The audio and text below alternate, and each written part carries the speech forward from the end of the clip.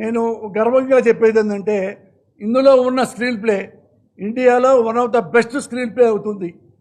100% మీకు సినిమా చూస్తే మీకు తెలిసిపోద్ది.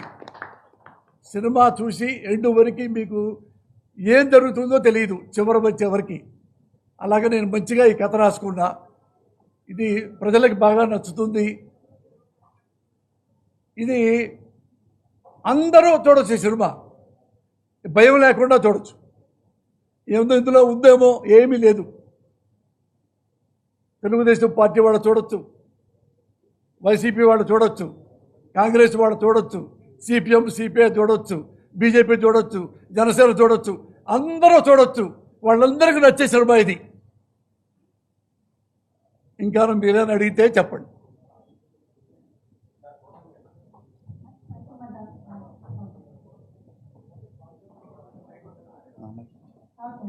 అదేగా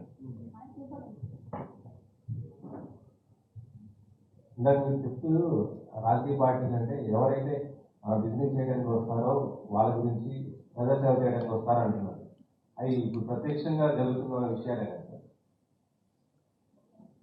ఏదైనా సమాజంలో కనపడ్డ వాళ్ళు, సమాజాన్ని ఇబ్బంది పెట్టే వాళ్ళ గురించి ఎవరైనా చెప్పుకుంటాం కదా. భారతదేశం మొత్తం చెప్పుకుంటాం. పాలిటిక్స్ చిన్న గ్రామం అయినా సరే, ఫలానాతను ఈ సర్పంచి ఈ గ్రామంలో గెలిస్తే బాగా పనిచేస్తారు, చేయకపోతే మళ్ళీ నెక్స్ట్ అడుగుతారు కదా. బాగా చేస్తే పొగుడుతారు కదా. అసలు ఏమి తింటా ఉంటే తెగుడుతారు కదా. అది సమాజంలో ఉంటుంది, రాజకీయాల్లో ఉంటాయి, కుటుంబంలో ఉంటాయి. కుటుంబంలో ఈ అమ్మాయి నా భర్త, నేను భర్తను బాగా చూసుకుంటాను. చూసుకోలేకపోతే భార్య తిడుతుంది, పేకాడతాడు, భార్య తిడుతుంది, తాగుతాడు, భార్య తిడుతుంది, పిచ్చి పనులు చేస్తాడు, భార్య తిడుతుంది కదా. మరి భార్య తిట్టేటప్పుడు మన ఓట్లు వాడు తినేసి, ఓట్లు కాకుండా డబ్బులు కూడా తినేస్తే కొంచెం కూడా ప్రజలు వచ్చించేదా. జర్నలిస్టులు మరీ చేయాలి కదా. వాళ్ళు సొసైటీలో భారతదేశంలో వాళ్ళే one of the best pillar. మరి ఆ పిల్లరే వాళ్ళు క్వశ్చన్ చేయాలి కదా. అలాగే అరుణారెడ్డి గారు క్వశ్చన్ చేశారు. క్వశ్చన్ చేసినందుకు ఏం జరిగిందో మీరు చూస్తే బాగుంటుంది. కానీ ఇప్పుడున్న మీడియా మొత్తం కూడా ఏదో ఒక రాజకీయ పార్టీకి అనుబంధంగా ఉండేసి వాటిని మద్దతుగానే ఉండేటువంటి పరిస్థితి ఉంది కదా. తప్పేం లేదు సార్, జర్నలిస్టులకి ఓటు హక్కు ఉంది కదా. ఒక్క జర్నలిస్ట్ కాదు కదా సార్, ఆ జర్నలిస్ట్ చెప్పేది మొత్తం మిగతా వ్యవస్థ మొత్తం కూడా ప్రభావితం అవుతుంది కదా సార్. అది కాదు. రాష్ట్రాల్లో ముఖ్యంగా చెప్పాలంటే ఒక్కొక్క రాజకీయ పార్టీకి ఒక్కొక్క మీడియా ఛానల్ ఉంది, మీడియా ఉంది. ప్రత్యక్షంగా సపోర్ట్ ఇస్తారు, పరోక్షంగా సపోర్ట్ ఇస్తారు. మొత్తం ఆ మీడియా ఒక రాజకీయ వ్యవస్థగా విడిపోయిన పరిస్థితి మన తెలుగు రాష్ట్రాల్లో ఉంది. ఇప్పుడు మనం ఒక ఎగ్జాంపుల్ చెప్తా. రిపబ్లిక్ టీవీ ఉంది. రిపబ్లిక్ టీవీ మనం ఏమనుకుంటామంటే బీజేపీ సపోర్ట్ చేస్తాడు అర్నబ్ గోస్వామి. అలాగే నావికా కుమార్ టైమ్స్ నవ్వులో బీజేపీకి సపోర్ట్ చేస్తుంది అని సపోర్ట్ చేయొచ్చు. ఇది ఇతను మంచి ముఖ్యమంత్రి. నేను చెప్తా ప్రౌడ్లీ ఐ కెన్ సే, నాకు నరేంద్ర మోడీ గారిని వస్తారు. భారతదేశంలో one of the honest tallest politician అని. అదే బీజేపీలో కొంచెం ఏడన్నా మాకు ఇబ్బంది కలిగిందనుకో నేను క్వశ్చన్ చేస్తా. సేమ్ అలాగే ఈ అర్నబ్ గోస్వామి ఎంత పొగుడుతాడో బీజేపీని అంత విమర్శిస్తాడు. అంటే ఉన్నాళ్లలో నువ్వు బెటర్వి, ఆ బెటర్తో మిమ్మల్ని అభినందిస్తున్నాం, కానీ మీ కింద వాళ్ళు ఏం చేస్తున్నారు అని క్వశ్చన్ చేస్తాడు. అలాగే నావికా కుమార్ కూడా. అంటే ఆపరేషన్ అరుణారెడ్డి అంటేనే మన తెలుగు రాష్ట్రాలకు సంబంధించినటువంటి మీడియా కానీ పాలిటిక్స్ కానీ సంబంధించినటువంటి సినిమా. సో ఇక్కడ ఎందుకు లేదు, అలాంటి ఏమైనా చూపిస్తారా? మరి అట్టలేదు. అంటే మనం ఏం చేయాలంటే సార్, ఇప్పుడు అన్నా ఎవరు కెమెరాకి మనము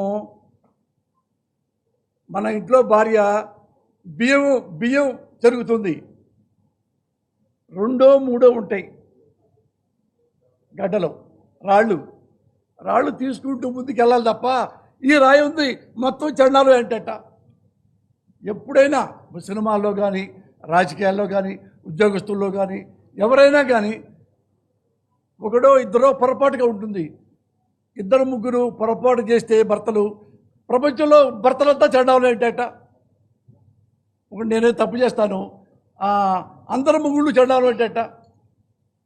ఇది ఇట్లానే 1 2 ఎవరైనా మాట్లాడవచ్చు, వాళ్ళు మా ప్రేమతో ఆ పార్టీని అభినందించవచ్చు. అంత మాత్రాన జర్నలిజం చెడిపోదు, జర్నలిస్టు చెడిపోడు. ఇందులో అదే చెప్పా, వన్ ఆఫ్ ద జర్నలిస్టు హానెస్ట్గా ఉంటే రాష్ట్రపతి నుండి, సుప్రీంకోర్టు నుండి, ప్రధానమంత్రి నుంచి, ప్రజల నుండి మొత్తం కూడా ఎలర్ట్ అవుతారు, చైతన్య పరులు అవుతారు. ఈ జర్నలిస్టు ఇలా చెప్పాడు అమ్మ బాబోయ్, అతను అలా చెప్పాడు అమ్మ బాబోయ్, మనం జాగ్రత్తగా ఉండాలి. చూడండి, ఎవరైనా తప్పులు చేశారనుకో జర్నలిస్టులు కానీ కెమెరాలు కానీ పెడతారా? వద్దు. అంత భయం జర్నలిజం అంటే. అంత ఇష్టపడితే దేశం బాగుంటుంది.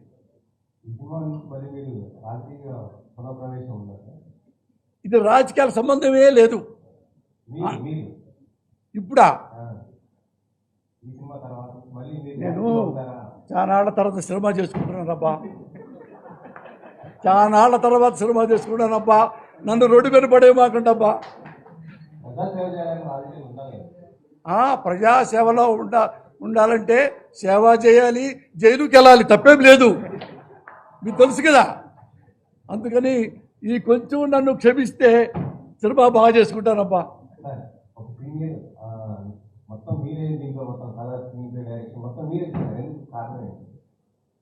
అంటే నేను దానికి తగిన వాడిని. ఎందుకంటే నేను MA Telugu, MPhil Telugu, doctorate కూడా వచ్చి లాస్ట్ వైవాకి వెళ్ళలేదు. నాకు నాలెడ్జ్ ఉంది. అంటే పైగా 100 సినిమాలు కథ రాసిన వాడిని, కథ, మాటలు, స్క్రీన్ ప్లే అవి.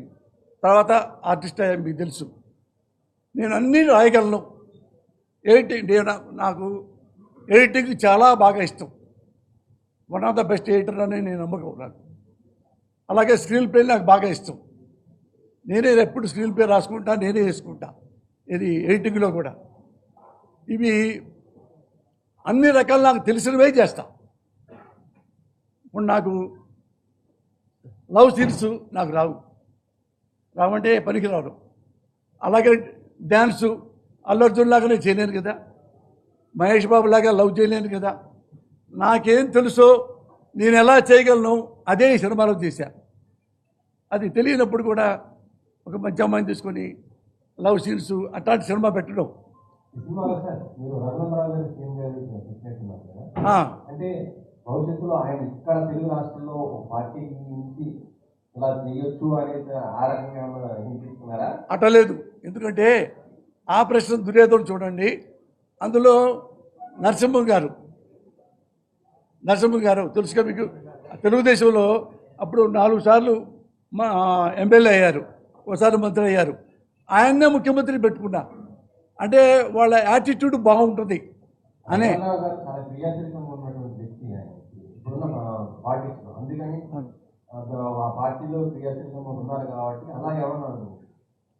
క్రియాశీలకంగా ఆయన ఉన్నాడు కాబట్టి నేను కూడా క్రియాశీలకంగా దూరాలి కాబట్టి లేదు. అతను నాకు పరిచయం బాగా, నేనంటే ఇష్టం. అంటే పొలిటీషియన్ కాబట్టి అన్నా